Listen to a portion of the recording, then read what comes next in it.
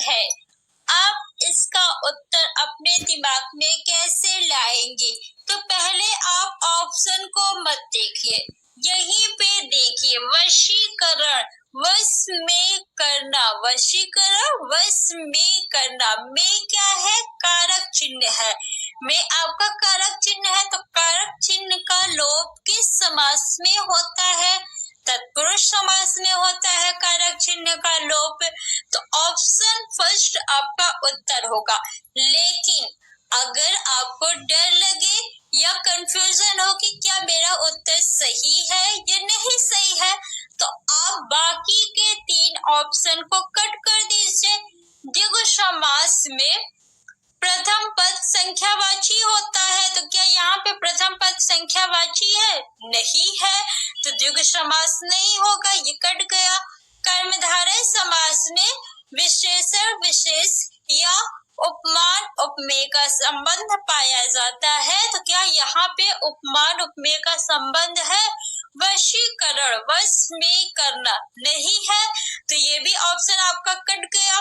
बहुव्रीहि समास में उसका अर्थ प्रधान होता है, तो क्या यहाँ पे इसका अर्थ निकल रहा है? वशीकरण वश में करना अर्थात नहीं निकल रहा है, तो ये भी ऑप्शन आपका गलत हो जाएगा। तो कौन सा ऑप्शन बचा? सिर्फ फर्स्ट वाला बचा ना, तो ऑप्शन वशीकरण में कौन सा समास हो जाएगा? तत्पुरुष समास हो जाएगा। चतुरानन में कौन सा समास है? चतुरानन यानी 4। अब 4 से काफी छात्र लगा देंगे द्विगु समास, लेकिन आपको पूरा देखना है ना। चतुरानन यानी 4 है आनन जिसके, अर्थात भगवान ब्रह्मा। इसका अर्थ निकल रहा है। जब अर्थ निकलेगा तो आपका बहुव्रीहि समास होगा। कौन सा समास होगा? बहुव्रीहि समास। अगर अर्थ नहीं निकलता और प्रथम पद संख्यावाची है, तब आपका कौन सा समास होता? द्विगु समास। लेकिन यहाँ पे अर्थ निकल रहा है। चतुरानन यानी 4 है आनन जिसके, अर्थात भगवान ब्रह्मा। आनन मीन्स होता है मुख, तो यहाँ पे अर्थ निकला तो बहुव्रीहि समास होगा। बट अभी बाकी जो ऑप्शंस है, अगर आपको कंफ्यूजन हो, डाउट है या डर लग रहा है, तो आप बाकी 3 ऑप्शन को कट कर दीजिए। तत्पुरुष समास में कारक चिन्ह का लोप होता है, तो यहाँ पे कारक चिन्ह है। 4 है आनन जिसके, अर्थात नहीं, तो ये ऑप्शन आपका कट गया। अव्ययी भाव समास में प्रथम पद उपसर्ग होता है, तो क्या यहाँ पे प्रथम पद उपसर्ग है? चतुरानन नहीं है, तो ये भी ऑप्शन आपका कट गया। कर्मधारय समास में विशेषण विशेष का संबंध पाया जाता है या उपमान उपमेय का संबंध पाया जाता है। चतुरानन 4 है आनन जिसके, अर्थात, तो यहाँ पे देखिए विशेषण विशेष का संबंध नहीं पाया जा रहा है, तो कर्मधारय समास भी नहीं होगा। कौन सा समास होगा? बहुव्रीहि समास होगा। अनायास में कौन सा समास है? अनायास 2 शब्दों से मिलकर बना है। अन धन आयास। अनायास कितने शब्दों से मिलकर बना है? 2 शब्दों से, अनधन आयास। आयास मीन्स जिसके बारे में आपको पहले से नहीं पता है, यानी जो अचानक घटित हो जाए उसे हम अनायास बोलते हैं। अन मीन्स नहीं, जो अचानक हो जाए, अनायास जो अचानक हो जाए। अन आपका प्रथम पद है और ये उपसर्ग है, तो प्रथम पद उपसर्ग किसमें होता है? अव्ययी भाव समास में होता है। तत्पुरुष समास में कारक चिन्ह होता है, तो क्या यहाँ कारक चिन्ह है? नहीं है, तो ये ऑप्शन आपका कट गया। द्विगु समास में प्रथम पद आपका संख्यावाची होता है, तो क्या प्रथम पद संख्यावाची है? नहीं है, तो ये भी कट गया। द्वंद्व समास में दोनों शब्द एक दूसरे के विलोम होते हैं, तो क्या दोनों शब्द एक दूसरे के विलोम है? नहीं है ना, तो ये द्वंद्व समास भी आपका कट गया। कौन सा ऑप्शन सही है? ऑप्शन नंबर सेकंड आपका सही है, यानी अव्ययी भाव समास होगा अनायास में। नेक्स्ट क्वेश्चन, श्रेष्ठ कवि में कौन सा समास है? श्रेष्ठ कवि यानी कवि जो श्रेष्ठ है। श्रेष्ठ कवि, कवि की विशेषता बताई जा रही है कि कवि श्रेष्ठ है। यहाँ पे विशेषण विशेष का संबंध पाया जा रहा है, तो जहाँ पे विशेषण विशेष का संबंध पाया जाएगा वहां पे कौन सा समास होगा? कर्मधारय समास होगा। गुण दोष में कौन सा समास है? गुण दोष दोनों शब्द एक दूसरे के क्या है? विलोम है, उल्टे हैं, तो कौन सा समास होगा? द्वंद्व समास। द्वंद्व समास में दोनों शब्द एक दूसरे के क्या होते हैं? विलोम होते हैं। दीर्घ समास में प्रथम पद संख्यावाची होता है, क्या यहाँ पे संख्यावाची है? नहीं, ये भी कट जाएगा ऑप्शन। कर्मधारय में विशेषण विशेष का संबंध होता है, क्या यहाँ पे विशेषता बताई जा रही है? विशेषण विशेष का संबंध है? नहीं, तो ये भी कट गया। तो पुरुष समास में कारक चिन्ह होता है, यहाँ कोई कारक चिन्ह नहीं है, तो ऑप्शन नंबर 4 आपका जो है वो बिल्कुल सही है, द्वंद्व समास होगा। गुण दोष में कौन सा समास? द्वंद्व समास। बैलगाड़ी में कौन सा समास है? बैलगाड़ी यानी बैल की गाड़ी। बैल की गाड़ी की क्या है आपका? कारक चिन्ह। कारक चिन्ह किसमें होता है? किसमें कारक चिन्ह का लोप होता है? तत्पुरुष समास में, तो ऑप्शन नंबर फर्स्ट आपका सही है। तो फ्रेंड्स, क्वेश्चन को करने के दो तरीके हैं। एक तो आपको उत्तर पता हो आप कर दीजिए, नहीं तो अगर आपके मन में कोई कंफ्यूजन है तो आप बाकी 3 ऑप्शन को कट कर दीजिए। आपको जो तरीका अच्छा लगे आप उस तरीके से करिए। कर्मधारय समास का उदाहरण कौन सा है? इस क्वेश्चन को सावधानी से करना है, नहीं तो गलत हो जाएगा।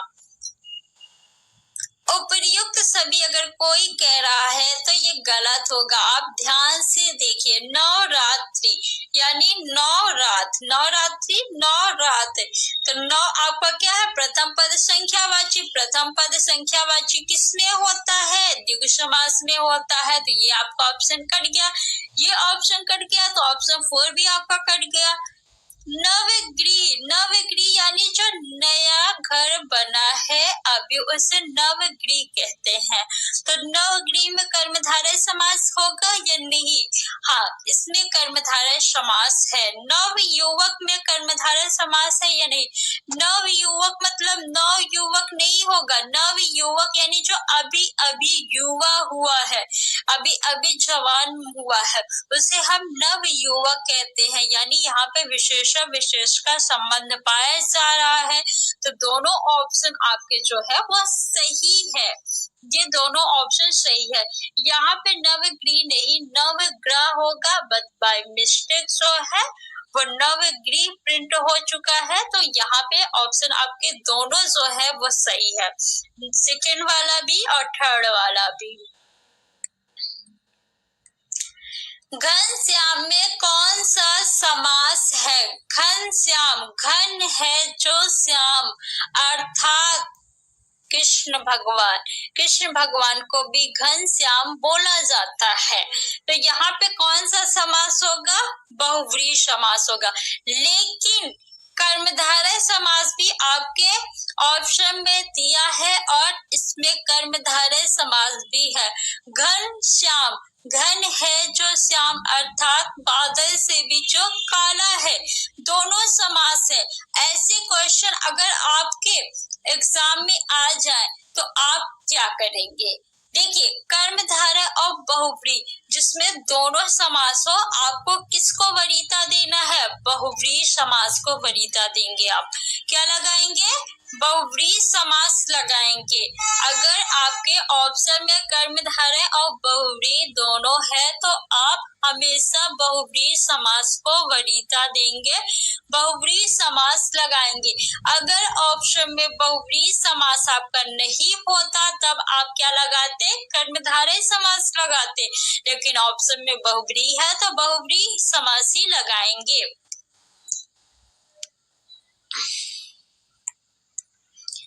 नेक्स्ट क्वेश्चन, अधमरा में कौन सा समास है? तो अधमरा दो शब्दों से मिलकर बना है, अध और मरा।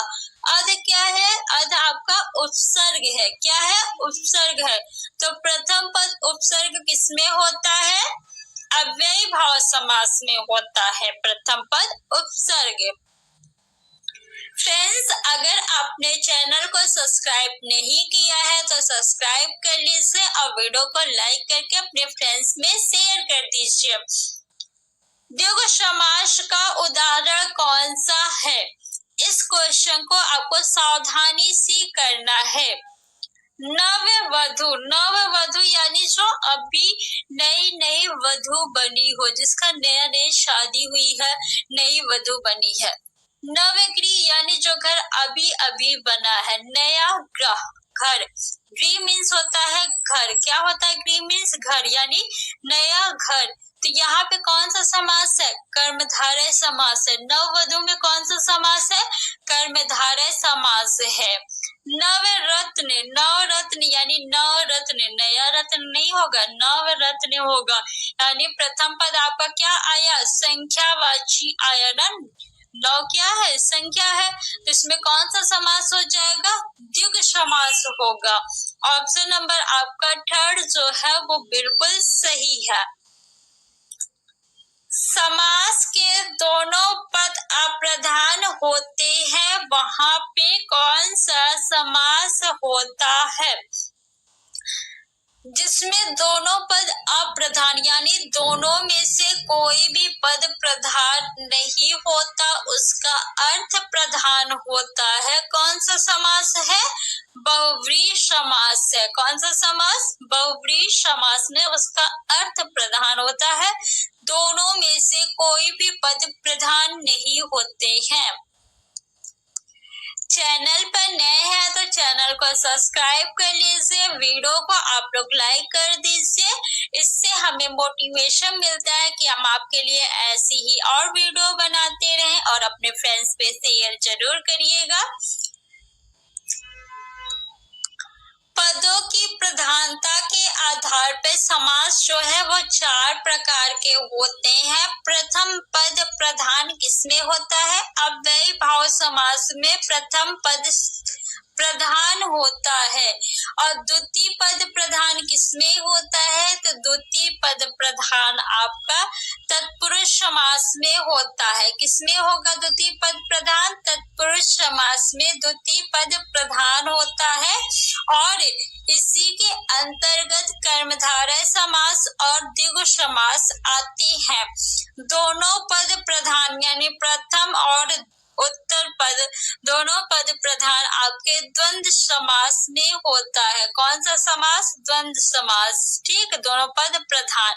और दोनों में से कोई भी पद प्रधान नहीं यानी दोनों पद अप्रधान किसमें होता है? तो बहुव्रीहि समास में होता है। दोनों पद क्या होते हैं? बहुव्रीहि समास में अप्रधान होते हैं, उसका अर्थ प्रधान होता है। द्विगु समास का उदाहरण कौन सा है? द्विगु समास यानी प्रथम पद संख्यावाची। नववधू, नवग्रह, नवरत्न, उपर्युक्त सभी। तो देखिए फ्रेंड्स, विद्यार्थी क्या करते हैं? एग्जाम में नव नव नव देख के उपर्युक्त सभी लगा के आगे बढ़ जाते हैं, जो कि गलत है। क्या नववधू मीन्स होता है नव बहू? नहीं, नववधू मीन्स होता है नई बहू। नई बहू यानी जो अभी अभी बहू बनी है। यानी यहाँ पे बहू की विशेषता बताई जा रही है, जिसमें कर्मधारय समास होगा, न कि द्विगु। नवगृह, नवगृह एक होता है आपका ग्रह यानी जो ग्रह नक्षत्र होते हैं, एक होता है आपका गृह, गृह यानी घर। तो नवगृह मीन्स क्या? नव घर होता है? नहीं, नवगृह मीन्स होता है नया घर। तो नया घर, इसमें भी आपका कर्मधारय समास होगा, क्योंकि घर की विशेषता बताई जा रही है कि घर अभी नया है। तो ऑप्शन नंबर फर्स्ट कट गया। जब ऑप्शन फर्स्ट कट गया तो 4 भी कट गया, ऑप्शन सेकेंड भी आपका कट गया। बचा कौन सा? Option number third. Navratna means क्या? नया रत्न होता है? नहीं, नवरत्न मीन्स पत्नी।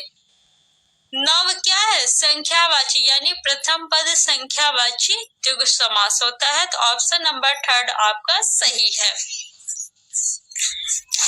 आप बीती में कौन सा समास है? आप बीती, पहले आप इस शब्द को देखिए। आप बीती यानी स्वयं पर बीती। आप बीती, आप पर बीती यानी स्वयं पर बीती। पर जो है ये क्या है? पर आपका कारक चिन्ह है। क्या है? कारक चिन्ह। तो कारक चिन्ह का लोप किसमें होता है? तत्पुरुष समास में होता है। लेकिन एग्जाम टाइम में मान लीजिए आपको डर लगे कि क्या आपका उत्तर सही है या नहीं। जब निगेटिव मार्किंग होता है तब छात्रों में काफी ज्यादा कंफ्यूजन होता है, उनमें डर रहता है कि क्या मेरा उत्तर सही है। तब आप बाकी ऑप्शंस को कट कर लीजिए। अव्ययी भाव समास में प्रथम पद उपसर्ग होता है, तो क्या आप उपसर्ग है? नहीं, आप क्या है? आप सर्वनाम है। तो ऑप्शन फर्स्ट आपका कट गया। द्वंद्व समास में दोनों पद एक दूसरे के विलोम होते हैं, तो आप और बीती क्या विलोम है? नहीं, तो द्वंद्व समास भी नहीं होगा। कर्मधारय समास में विशेषता बताई जाती है, तो आप और बीती क्या विशेषता बता रहे हैं? आप पर बीती नहीं, तो क्या होगा? कर्मधारय होगा? नहीं होगा। कौन सा ऑप्शन बचा? ऑप्शन नंबर 4 आपका सही है। राजमहल में कौन सा समास है? राजमहल यानी राजा का महल। राजमहल, राजा का महल या फिर राजा के लिए महल। तो इसमें क्या है? कारक चिन्ह का लोप है। कारक चिन्ह का लोप किसमें होता है? तत्पुरुष समास में होता है। बाकी ऑप्शंस कट करके देख लिए। अव्ययी भाव समास में प्रथम पद उपसर्ग होता है, तो राज क्या उपसर्ग है? नहीं, तो ऑप्शन फर्स्ट आपका गलत हो गया। द्वंद्व समास में दोनों पद एक दूसरे के विलोम होते हैं। राज और महल क्या विलोम है? नहीं। राजा का विलोम क्या होता है? रंक होता है, रानी होता है या प्रजा होता है। तो ऑप्शन आपका सेकंड भी कट गया। कर्मधारय समास में विशेषण विशेष का संबंध या उपमान उपमेय का संबंध पाया जाता है, तो क्या यहाँ पे उपमान और उपमेय का संबंध है? नहीं, तो कर्मधारय भी आपका कट गया। ऑप्शन नंबर 4 बचा, तो ऑप्शन नंबर 4 आपका सही है। पॉकेट मार में कौन सा समास है? पॉकेट मार यानी पॉकेट को मारने वाला। पॉकेट मार, पॉकेट को मारने वाला। तो को क्या है? कारक चिन्ह। तो कारक चिन्ह का लोप किसमें होता है? तत्पुरुष समास में। ऑप्शन नंबर 4 आपका सही हो गया।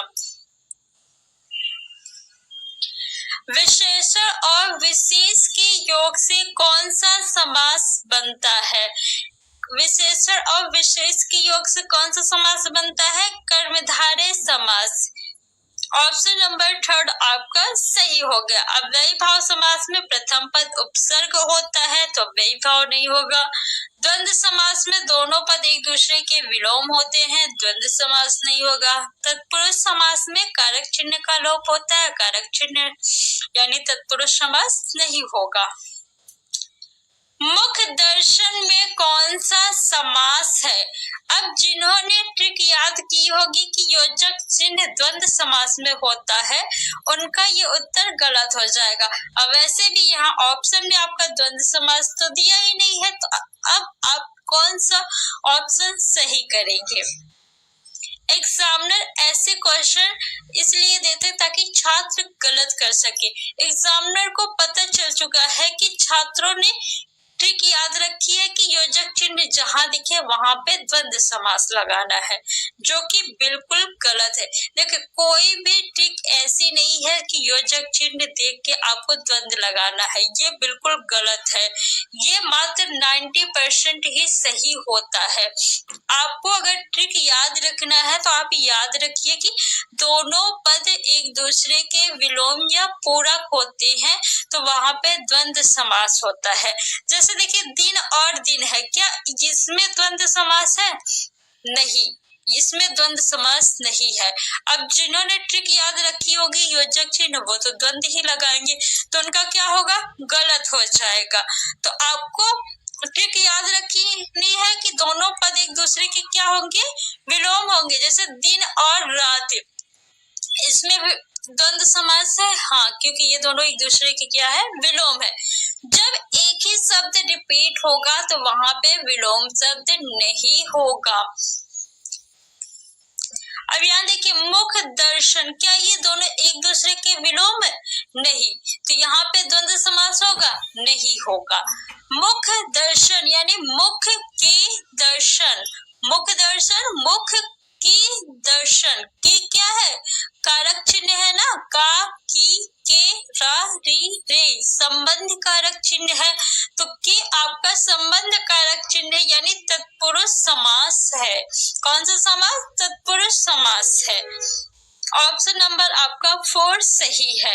दिन और दिन में कौन सा समास होगा? तो देखिए, जब एक ही शब्द रिपीट होगा तो वहां पे आपका अव्ययी भाव समास होगा। कौन सा समास होगा? अव्ययी भाव समास होगा। जैसे दिन दिन, रात रात, सरासर, रातों रात, इसमें कौन सा समास है? अव्ययी भाव समास। नेक्स्ट क्वेश्चन है, देवासुर में कौन सा समास है?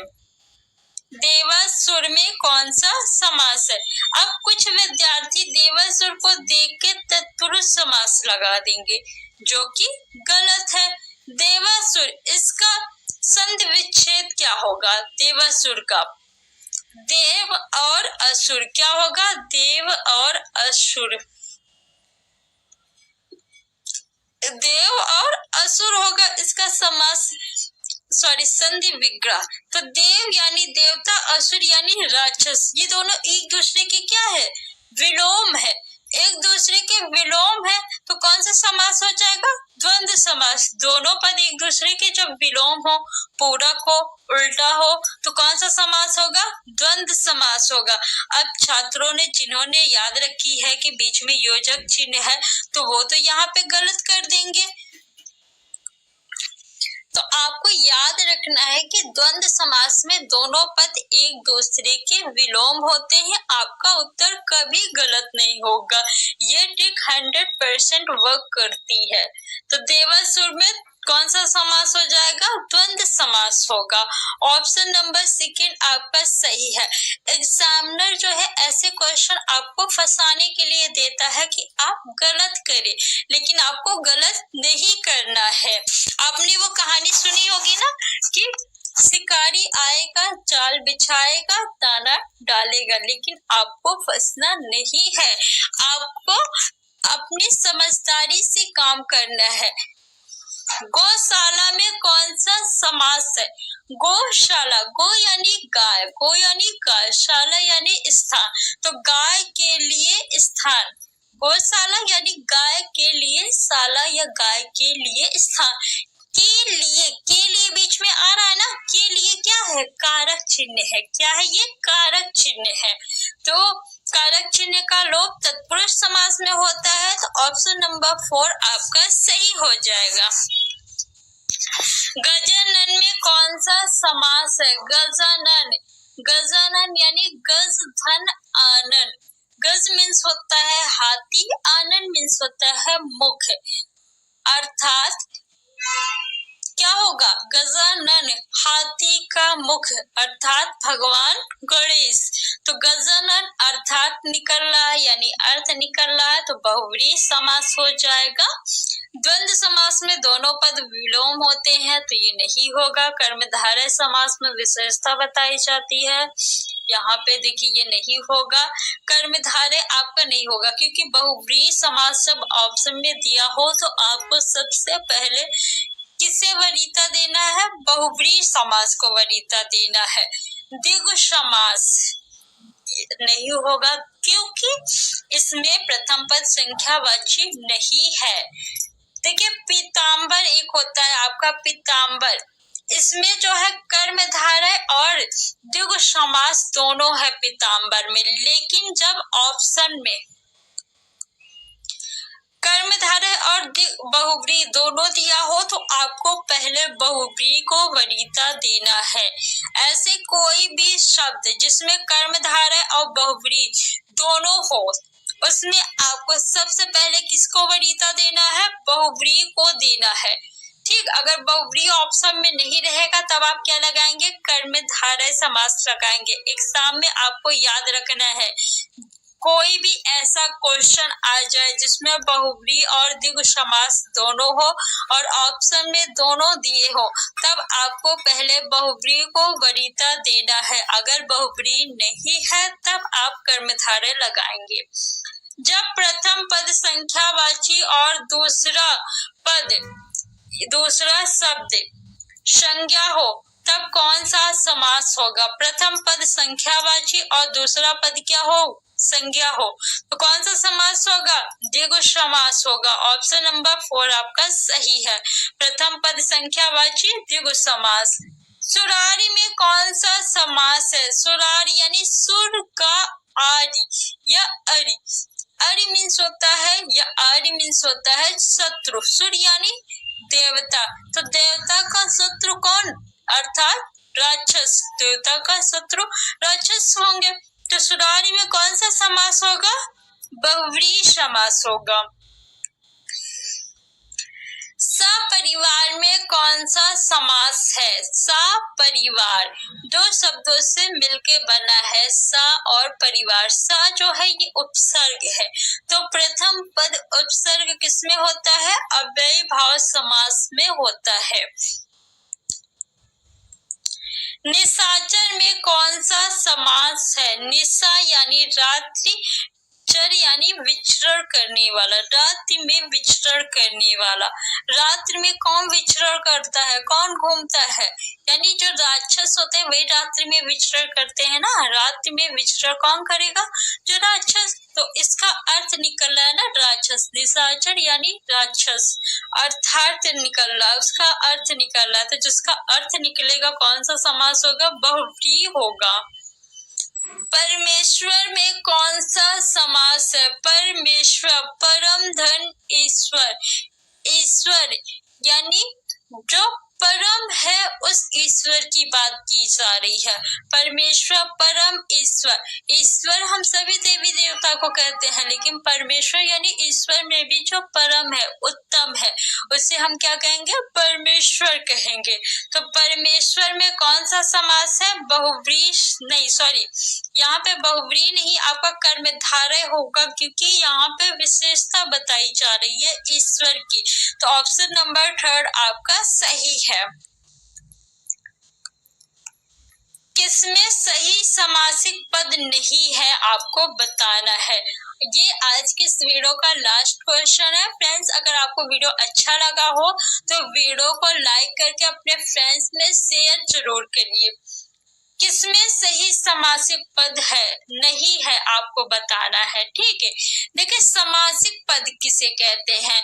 जो समास के नियम से बनता है उसे हम समासिक पद कहते हैं।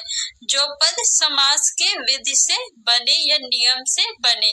पुष्पधन्वी, दिवारात्रि, त्रिलोक, मंत्रिपरिषद। पुष्पधन्वी जो है ये समासिक पद नहीं है, यानी ऑप्शन आपका फर्स्ट सही है। पुष्पधन्वी कोई शब्द नहीं होता है। क्या शब्द होता है? पुष्प धनवा होता है। पुष्प धनवा जो है ये कामदेव का पर्यायवाची है। पुष्पधन्वी कोई शब्द नहीं है, तो ऑप्शन नंबर फर्स्ट आपका सही हो जाएगा। दिवारात्रि यानी दिन और रात्रि। दिन और रात्रि विलोम शब्द है, तो द्वंद्व समास हो जाएगा। त्रिलोक यानी तीन लोक। तीन क्या है? प्रथम पद संख्यावाची द्विगु समास। मंत्र परिषद यानी मंत्र के लिए परिषद, तो मंत्र परिषद में तत्पुरुष समास हो जाएगा।